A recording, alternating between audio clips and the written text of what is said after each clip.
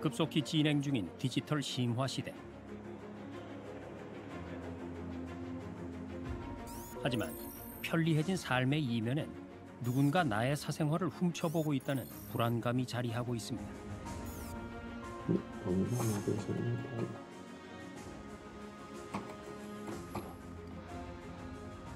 나오잖아요. 6개. 이렇게 영상이 나오게 되는 거예요. 일부 전문가의 영역으로 치부되던 생성형 인공지능이 최근 생활 곳곳으로 파고들고 있습니다. 이로 인해 개인정보 수집과 활용에 대한 논란도 끊이지 않는데요. 톡 내용을 학습에 AI 챗봇 학습에 쓸 거라고 분명히 고지를 한 적이 있었나요? 고지하거나 동의받은 바가 없고 이게 소송이 제기되고 사회적으로 문제가 되니까 나중에야 약관을 변경한 것으로 알고 있습니다.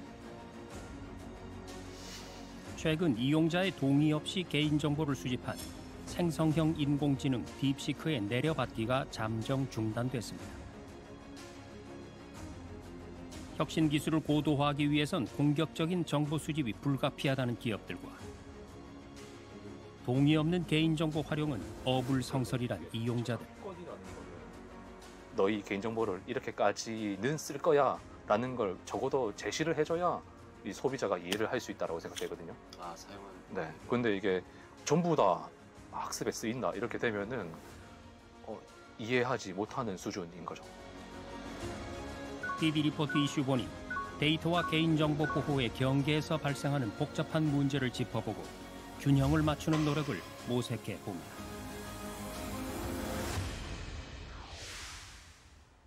지난해 9월, 대한민국이 충격에 휩싸입니다. 최근에 중국 음란 사이트에 우리나라의 왁싱숍이라든지 산부인과 진료 장면 이런 게 그냥 떠가지고 지금 문제가 되고 있는 거 아시죠? 예, 잘 알고 있습니다. 가장 안전해야 할 가정에서 가족의 개인정보가 유출되고 사생활이 침해되고 있었던 겁니다. 지난해 국내 가정집과 수영장, 탈의실 등에 설치된 IP 카메라가 해킹당해 은밀한 사생활이 무차별적으로 유포되는 일이 발생했습니다. IP 카메라는 CCTV와 비슷해 보이지만 그 기능이 훨씬 다양한 편입니다. 먼저 실시간으로 영상 시청이 가능합니다. 예를 들면은 만약에 우리 집 주차장 쪽을 보고 싶다. 영상을 클릭을 하면은 이 영상이 이제 나와요. 이렇게 바로 실시간으로 이렇게 볼 수가 있는 거죠. 화면을. 이거는 PC로도 볼 수 있고요. 원격 위치 조종이나 피촬영자와의 음성 주고받기도 가능합니다. 도둑을 쫓고 싶다. 그러면 사이렌 버튼을 딱 누르면 사이렌이 들어옵니다. 게다가 가격까지 저렴해 최근 아이 키우는 집이나 의료기관, 공공시설 등에서 광범위하게 사용 중입니다. 사이렌 터트려 주면서 딱 누르면 조명도 이렇게 틀게 나오게 되는 거예요. 그러면 그 깜깜한 데가 환해지면서 이제 도둑이 깜짝 놀라서 도망가게 되는 거죠. 그런데 일부 저가 제품의 경우 보안성이 취약합니다. 김상진 대표에 의하면 IP 카메라 해킹 중 적지 않은 수가 복잡도가 낮은 비밀번호로 인해서 발생합니다. 유저네임이 어드민, 그 다음에 패스워드도 어드민, 아니면은 유저네임은 어드민, 패스워드는 1234, 123456 여기 너무 비밀번호가 간단하게 다 노출이 돼 있죠. 그러니까 예를 들어서 내가 이 카메라를 샀는데 이거 유저네임이나 이런 거 동일해요. 그러니까 남들이 다 알 수가 있는 거죠. 실제로 국내에서 판매 중이라는 저가 IP 카메라에 모의 해킹을 시도해봤습니다. 아까 IP를 재생을 딱 눌러버리면 여기 비밀번호라고 나와요. 그 비밀번호를 다 쳐보는 거예요. 만약에 쉽게 1, 2, 3, 4, 5, 6으로 한번 해볼게요. 1, 2, 3, 4, 5, 6 OK를 딱 눌러버리면 1차 시도에선 IP 카메라에 로그인할 수가 없었습니다. 그러나 2차 시도에서 이용자와 비밀번호에 06개를 동시에 입력해보았습니다. 나오잖아요. 06개. 이렇게 영상이 나오게 되는 거예요. 미국의 보안 매체에 의하면 상당수의 IP 카메라 제조업체가 누구나 쉽게 알 수 있는 기본 비밀번호를 설정한 걸로 확인되는데요. 이용자가 비밀번호 설정에 주의를 기울이지 않을 경우 자신의 사생활이 유출되는 줄도 모른 채 당할 수 있다는 겁니다. IP 카메라 제품 설계 시 높은 보안 수준의 비밀번호를 설정하는 기능을 탑재하도록 의무화할 계획입니다. 이 회사는 기계가 자동으로 비밀번호를 바꿔주는 기술을 개발했습니다. 우리 은행 OTP식으로 OTP 카드 딱 누르면 이게 번호가 바뀌잖아요. 그것이 접속을 할 때마다 이 비밀번호가 바뀌기 때문에 본인 이외에 어떠한 경우든 다른 사람의 접근을 원천 차단하게 되어 있습니다. 그런데 우리의 일상이 누군가에게 노출되고 사생활 유출의 통로로 이용되는 건 비단 IP 카메라뿐만이 아닙니다. 로봇 청소기 비밀번호를 바꿨더니 갑자기 거친 욕설이 나왔다는 사례.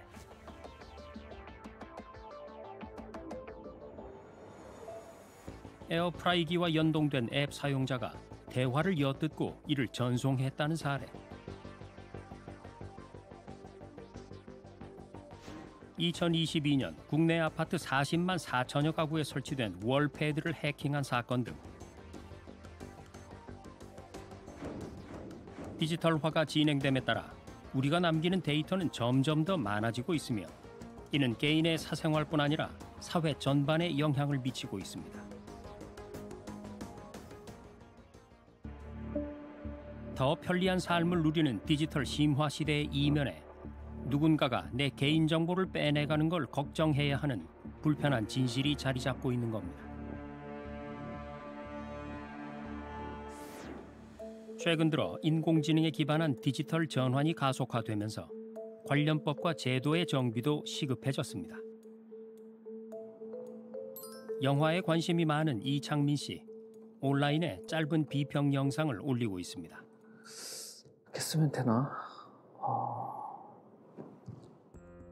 기억이 가물가물한 영화의 줄거리를 확인하려는 것 같은데요. 검색을 대신하는 건 인공지능 모델입니다. 영화 대도시의 사랑법 스포일러 없이 짧게 줄거리 좀 그치 글자 수 확인이나 맞춤법 검사 같이 손이 많이 가던 일들도 인공지능의 몫입니다. 맞춤법 체크라던가 혹은 글자 수 체크 이런 게 예전에는 사이트마다 다시 찾아서 들어가야 됐거든요. 근데 이렇게 뭐 제미나이나 뭐 챗GPT 이런 거 하나만 들어가서 얘가 다 확인해 주니까는 올인원이라고 해야 되나? 그런 점에서 되게 편한 것 같습니다. 그런데 생활 곳곳에 인공지능이 스며들수록 두려운 마음도 커집니다.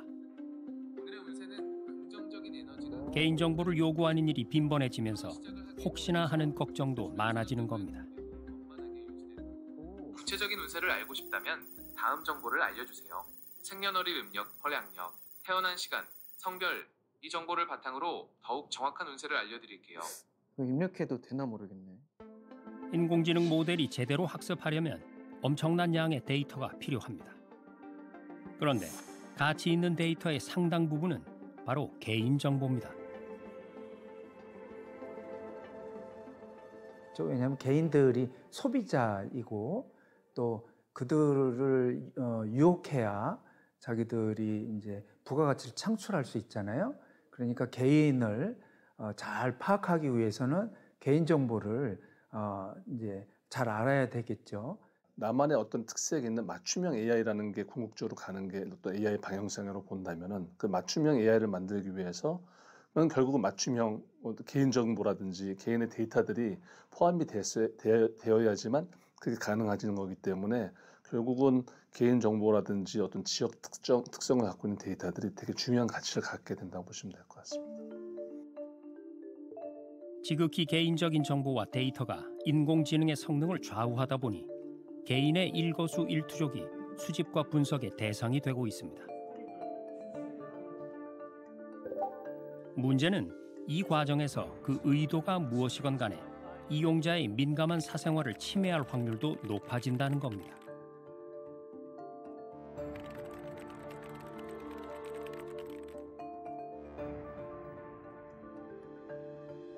올해 1월 애플사는 개인정보 무단 수집은 부인하면서도 우리 돈 1,400억 원이라는 거액의 합의금을 지급하는 데 동의했습니다. 국내에서도 인공지능 기업이 이용자의 개인정보를 무단 수집하는 일이 있었습니다. 하정림 변호사는 2021년 국내에서 처음으로 제기된 인공지능 챗봇의 개인정보 침해 소송을 맡고 있습니다. 지금 거의 막바지에 있고 사실은 작년 말에 이제 변론이 종결됐었는데 재판부께서 올해 초에 다시 변론 재개를 하셔가지고 지금 4월에 그 차회 기일이 지정돼 있고요. 2021년에 제기가 돼서 이제 한 거의 5년, 4년 가까이 진행을 했었습니다. 2020년 국내 새싹 기업이 출시한 이루다는 20대 여성을 설정해 만들어진 인공지능 챗봇입니다.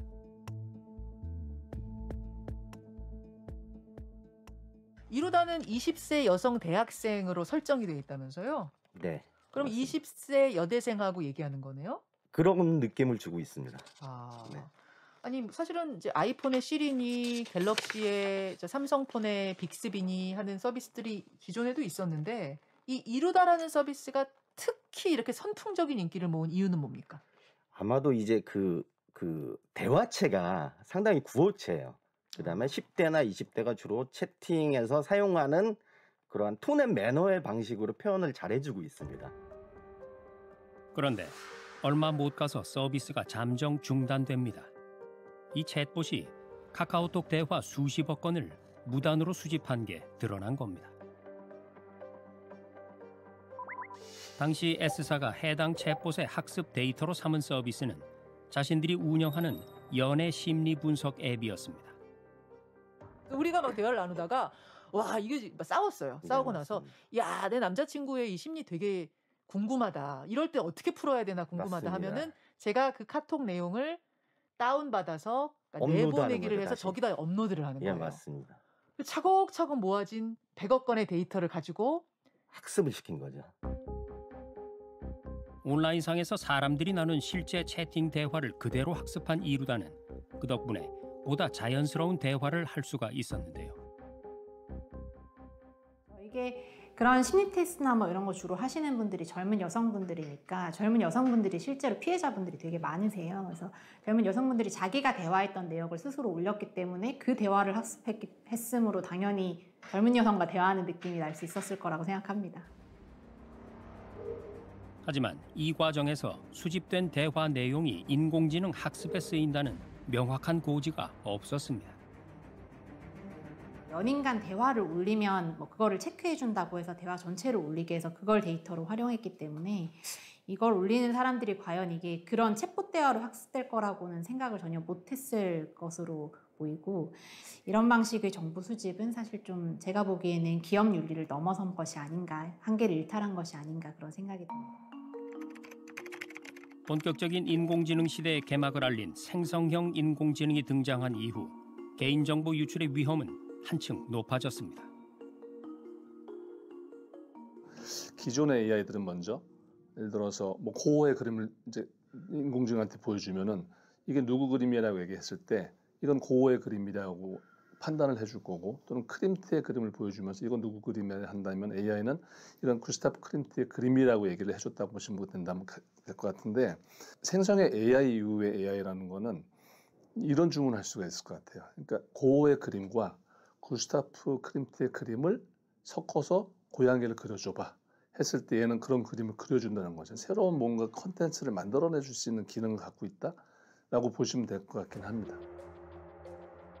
단순 텍스트를 넘어서 이미지나 음성, 동영상까지 제공하는 생성형 인공지능의 발전에 따라 데이터 수집의 범위도 기존보다 광범위해지고 있습니다.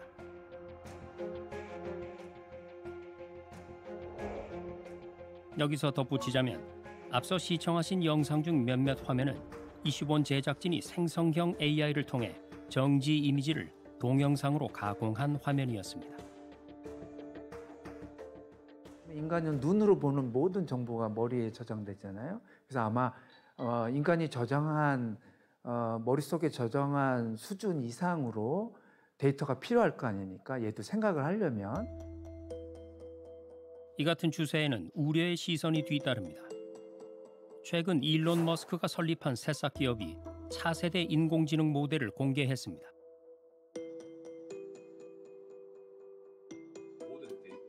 이 모델은 자연스러운 대화 능력에다 최신 흐름에도 빠르게 대응하는 것으로 평가받는데요.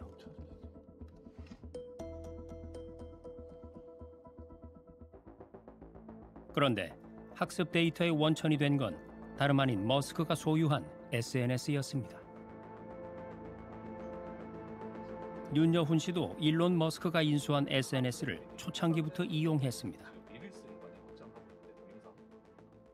이게 제가 트위터를 하게 된 이유가 이제 태국에서 근무를 했었는데 그때 이제 너무 늦게까지 일을 하고 잠도 잘 못 자고 이제 안 좋은 음식들을 많이 먹었거든요. 그래서 건강이 나빠져서 운동하면서 몸이 변화하는 거를 제가 아무래도 여기가 좀 개인적인 플랫폼이다 보니까 여기서 나를 좀 관찰해야지. 휴대폰에 그 직후 건강을 위해 다이어트를 시작하고 살을 빼는 과정을 SNS에 올립니다.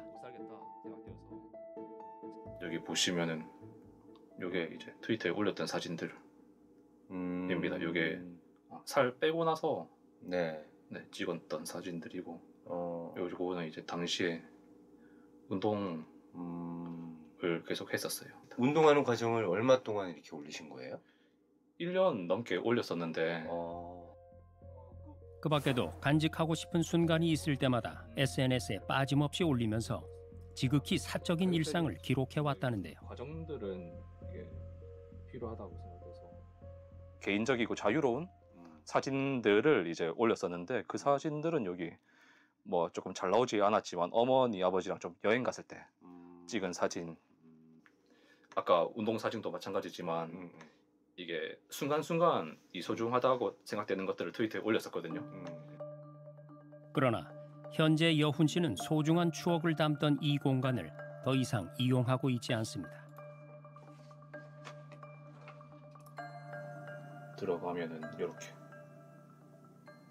게시물이 없나요? 게시물 없고 팔로우도 없고 팔로워도 없는 상태입니다. 여훈 씨가 이곳을 이용하지 않게 된 건 여기에 올린 게시물들이 인공지능의 학습에 쓰인다는 걸 알고 나서입니다. 이렇게 서비스 할 거다라고 영어로 돼 있었어요. 트위터에서. 공지를 트위터에서? 네. 그런데 지금 이제 한국 유저들이 번역을 해준 거를 그때 당시 저도 봤었거든요. 유저의 모든 컨텐츠는 맞아요. 보상 지불 없이 AI 학습에 사용될 수 있다. 네. 일단은 너무 당황스럽고요. 어이가 없었습니다. 학습에 이용된다는 거를 이제 인정을 하고 만약에 넘어간다고 해도 어떻게 쓰인다라는 거를 이제 발표를 해야 된다라고 생각하는데 그것도 안 하고 있다는 게 짜증난다라고 생각됩니다. X측은 지난해 11월 약관을 개정하면서 이용자의 동의 장치 없이도 게시된 모든 콘텐츠를 인공지능 학습 데이터로 활용할 수 있게 했습니다.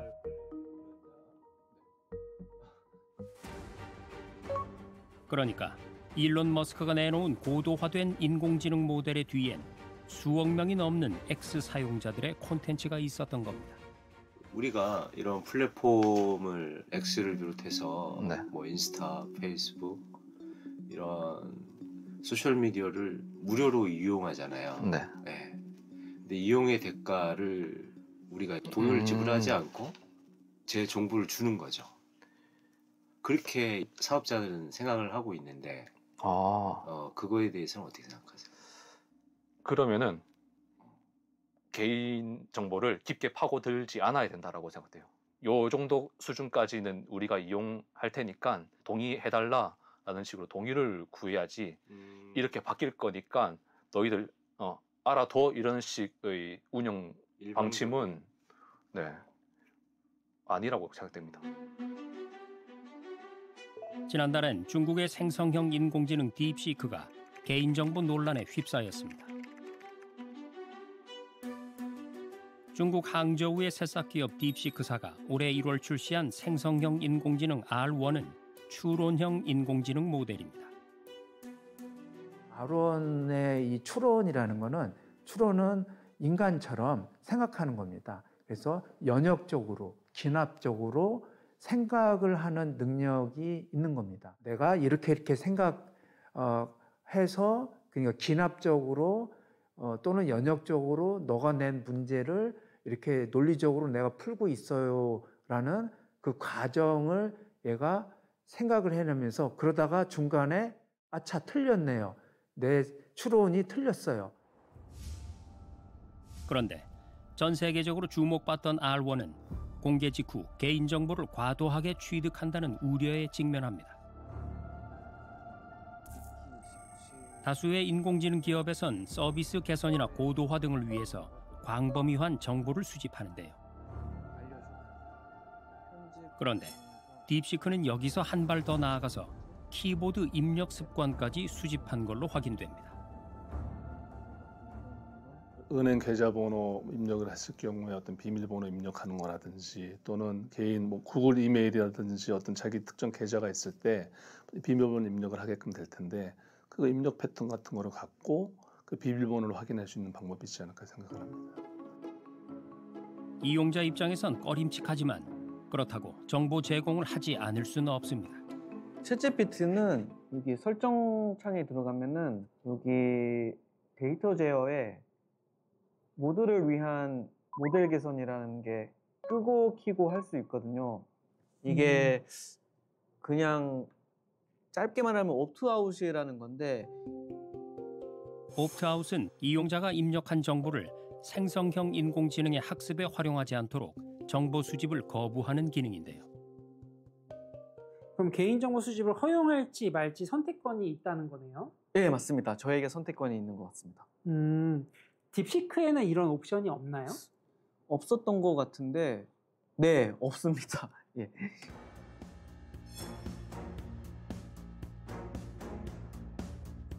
딥시크는 이렇게 수집한 정보를 중국 내 서버에 저장하는 동시에 제3자에게도 전송합니다. 이 경우 국내법에 따라서 이용자에게 별도의 동의를 받아야 하지만 그러지 않은 걸로 확인됩니다. 더욱 우려되는 건 2021년부터 시행된 중국 데이터 보안법에 따라서 중국 정부가 법적으로 이런 개인정보들을 획득할 수 있다는 점입니다. 그게 가장 걱정이 되는 부분이긴 하죠. 하지만은 그거는 꼭 딥시크뿐만이 아니라 챗GPT도 그렇고 제미나이도 그렇고 모든 생성의 AI라는 그런 위험성 항상 가질 수밖에 없는 거거든요. 그렇다고 그러면 저희가 그런 위험성 때문에 어떻게 보면 되게 나의 생산성을 높여줄 수 있는 또 우리 기업의 생산성을 높여줄 수 있는 이런 도구를 사용하지 않을 거냐에 대한 질문을 이제 해야 되는 거죠. 그렇다면은 그거는 개인의 선택이 될 수밖에 없긴 하겠지만 저 같으면은 어느 정도 범위 내에서는 이걸 사용할 것 같긴 하고 하지만 조심을 할 것 같아요. 현재 개인정보위원회가 딥시크의 개인정보 처리 실태를 면밀하게 점검 중입니다. 지난해 오픈 AI, 구글, 마이크로소프트 등 주요 AI 서비스에 대한 사전 실태 점검이 약 5개월이 걸렸으며 이번 점검은 한 개 사업자로 한정되어 있어서 그 동안의 경험 노하우 축적으로 보다 신속하게 진행이 가능할 것으로 예상하고 있습니다.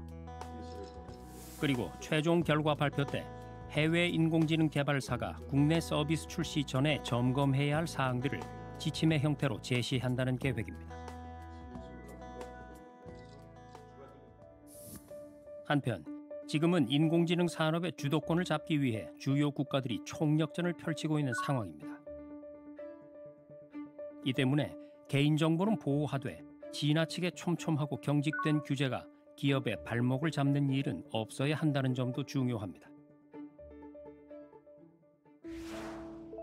전 세계는 인공지능에 대한 투자와 기술 혁신에 사활을 걸고 있습니다. 이에 우리 정부도 개인정보 유출은 막으면서 공익적 목적의 인공지능 개발을 적극 지원하는 정책들을 도입 중입니다. 글로벌 인공지능 환경이 급변하는 상황. 우리나라의 역량을 빠르게 강화해야 할 중대한 시점입니다. 체계적으로 지원하겠습니다. 세계 수준의 인공지능 모델 개발과 인재 양성, 여기에 개인정보 규범 체계를 마련하는 일 또한 중요한 과제입니다.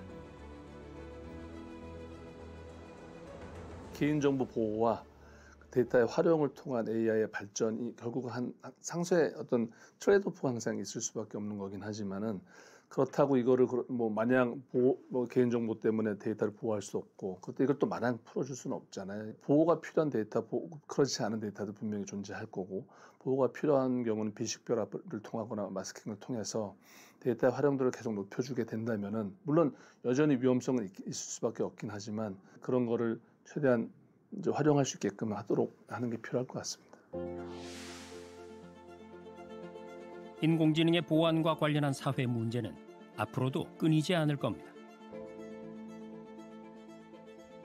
빛의 속도로 발전하는 인공지능 시대에 신뢰성과 안전성을 확보하기 위해선 정보 보호를 위한 선제적인 노력이 필요한데요. 단편적인 대응을 넘어 보안 위협 체계의 근본적인 대응책을 마련하는 동시에 인공지능 강국으로 도약하기 위한 추진 동력을 끊임없이 발굴하는 두 마리 토끼를 잡는 노력을 균형을 잃지 않고 펼쳐나가야 합니다.